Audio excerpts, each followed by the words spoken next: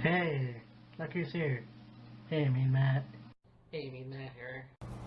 Hey, me Matt here. Hey, me Matt here. Hey, me Matt here. Hey, me Matt here. Hey, me Matt.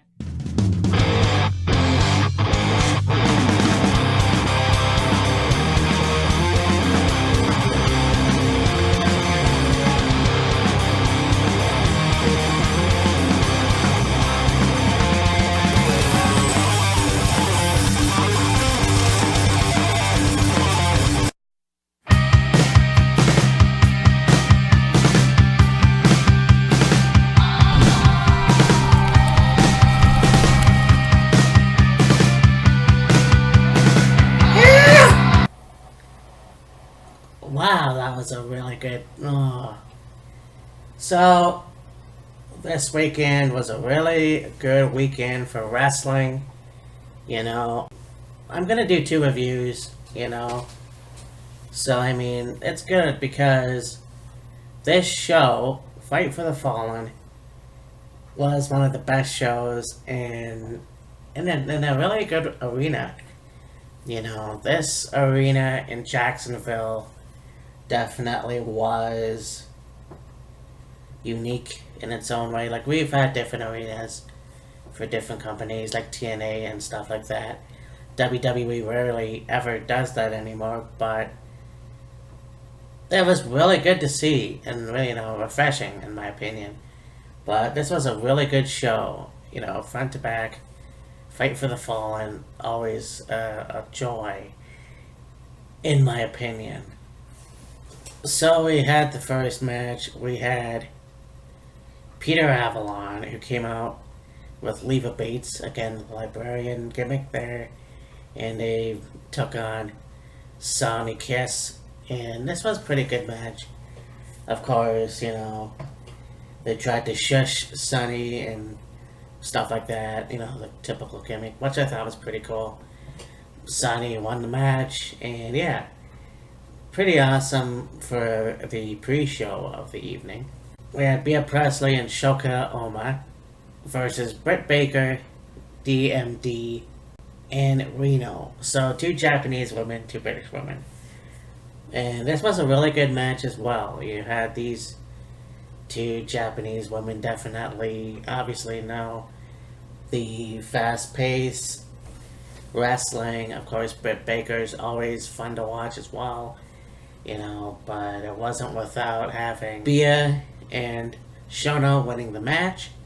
So that was pretty cool. Then we go on to the event of the night, Fight for the Fallen, and yeah, like I said, holy shit, this was a good match. You had MJF, which I think is probably one of the best wrestlers today, very heelish, I really enjoy his character, and if you watch his interview with Chris Van Fleet, he really, I want to say he doesn't break character, but very good wrestler in my opinion. You've got Sammy Giovanni, and of course, Shawn Spears.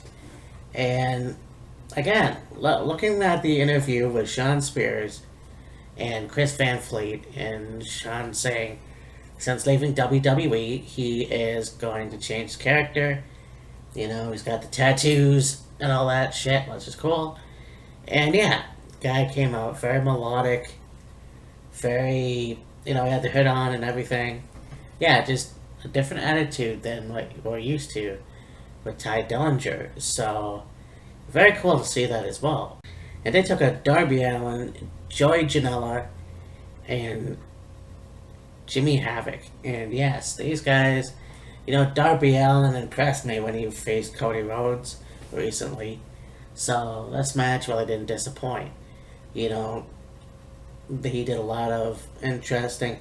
He even bit MJF's fingers, which I thought was pretty unique, in a hold like that. But, there was spots on the outside, but a really good match. And, of course, Shawn Spears won. So, I thought that was pretty cool, First time seeing him in All Elite Wrestling. So to have him win the first match of his debut, I thought was pretty awesome. We have, for the first time also, another Canadian, Allie, taking on Brandy Rhodes. And of course, Brandy brought out Awesome Kong, much like Fighter Feist. So, yeah, this was awesome, you know. I think that these two definitely put on a really good match. Ali did a Dragon Sleeper, which I thought was awesome. Brandy broke out of it, you know. And then, you know, Awesome Kong tried to distract Ali, but to no avail. And unfortunately, though, Brandy won the match. So I guess it worked in some ways. So Brandy and Awesome Kong beat the shit out of Ali. Of course, out comes Aja Kong, which I thought was pretty cool, you know, see her coming out. Awesome Kong and Aja Kong. I figured that would happen eventually. It's pretty cool to see the standoff. Another veteran in Japan, obviously. So we'll see what happens. Ali gets helped out by Aja. And yeah, we'll see what happens in the future. You know, Awesome Kong versus Aja Kong. And I'm pretty sure the feud with Ali and Brandy is going to be awesome as well. And still continue. Of course, Canada is still number one. We've got the Dark Order, Evil Uno, and Stu Grayson of Smash Wrestling. And boy, you know, I see that and it just makes me very fucking happy to see these two guys going over to All Elite Wrestling. You know, these guys definitely are one of the best. Of course, they have the I guess, managers of Evil Uno and Stu Grayson, or the Dark Order. But in any case, these guys are one of the best in Smash, you know. And it's like, alright, so let's see what happens with them, you know. It's kind of like Evil Uno is still one of the best in Smash, very much a powerhouse. And he showed it in this match too. Got them taking on Jack Evans and now Angelico. And of course, Jungle Boy and Luchasaurus. So this match definitely was a really good match. You have Evil Uno taking on Jungle Boy. You've got the double team of Jack and Angelo. And, you know, the face-off of Uno and Luchasaurus was awesome. So this was a really good match. My boys won. Yes. That's 3 for Canada, motherfucker. We then go on to this match. We got Kip Sabian versus Adam Page. And this was a, you know, Adam Page definitely, you know, we know him in Ring of Honor. We've seen him in Japan. It's very cool to see what he can do in this company. And it's going to be awesome when you see him face Chris Jericho for the vacant All Elite Wrestling Championship. So this was an awesome match. Adam Page definitely did his best in the match, you know, and basically, yeah, he won the match. I thought that was pretty cool. And there was a masked individual coming in the ring, you know, black shirt, black mask. He did the code breaker to Adam Page, and obviously that should have been a clue, but for some reason I just knew, looking at him, that it was obviously Chris Jericho. So Chris Jericho beat up Adam Page and sent a message, and yeah, basically gave Adam Page a shiner. So that was, yeah, interesting. So we got a tag team match. We got Lucha Brothers versus SoCal and Sal, which was Frankie Kazarian and Scorpio Sky, which I think are a pretty good team, and they really did a great job in this one. I've never seen, at least if I did, it has been a while, high-flying moves from Frankie and Scorpio. But yeah, Frankie did a dive on the outside to the Lucha Brothers. Lucha Brothers definitely did some double team moves, but this was a really good match, and it went to the Lucha Brothers. So, yeah, kind of waiting to see what's going to happen, in the future with these guys. But, yeah, I think, it's going to be awesome. And talking about the match with the Dark Order, this was for the tournament for the AEW Tag Team Championships.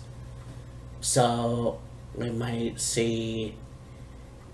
Well, we're going to see a match anyway, so we'll find out who else qualifies and we'll take on the Dark Order. But I thought that was pretty fucking cool. So, we then go on to Kama, who took on Kenny Omega. And I guess this was a dream match, obviously. Kenny being in Japan for a long time, in New Japan. This guy definitely was a fucking awesome wrestler. Kenny Omega, yeah, for the flack he gets, he definitely is still a hard-hitting guy. And this was a hard-hitting match. You had Kama doing a lot of the knee. I can't even. I'll have to look that up again. Yeah, I can't remember the name of that name. So, he did that on the table on the outside. He did it in the ring a few times, and you had the Kinshasa from Kenny Omega. And, of course, Kenny wins the match, driver. And yeah, this was a really good match, and of course, I can't wait to see what happens. I thought maybe there was going to be a match with him and Jon Moxley, but I'm not quite sure what's going on. I know that Jon is still the U.S. champion of New Japan, so yeah, I'm not quite sure what's going on with that situation there. Then you have Chris Jericho come out, and he cuts a promo on AEW, he cuts a promo on Adam Page, and he's got the blood of Adam Page on his hands. And he's going on about it. And out of nowhere, Adam Page comes out, and he's got the bruise, and he's still got blood on his eye, but he beats the shit out of Chris Jericho. All the wrestlers come out from the back, and they pull the wrestlers away from each other, Adam Page and Chris Jericho. Which I thought was pretty cool, And like I said before, wrestlers that don't touch before, it'll be good because then we'll see what they can do in the ring when it's time. But look at Chris Jericho, and it's kind of a nitpick, but looks a little bit more overweight than usual, but that's probably just me. So we'll see what happens in this match, but yeah. Chris Jericho versus Adam Page, I'm definitely looking forward to. Got the main event, we've got the Young Bucks versus Dustin and Cody. Brothers versus brothers. And holy shit. You have the Young Bucks do sharpshooters on Cody and Dustin. You've got them break out of the sharpshooters only to have them give the Young Bucks the figure four leg locks. You've got Dustin doing a lot of insane moves. Got a super kick party. It's just all over the place, but it's awesome. This match was awesome, and that's all I could say about it.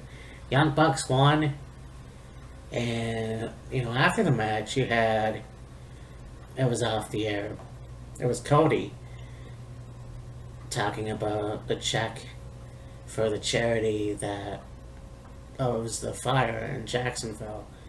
And so he presents the check to the crowd, and they're talking about their next pay-per-view in Chicago. And yeah, this was a really good show. I really enjoyed it, One of the best programs nowadays, and I know that WWE is trying to go edgy again, but I will be back to do Extreme Rules. So, we'll talk to you in a bit.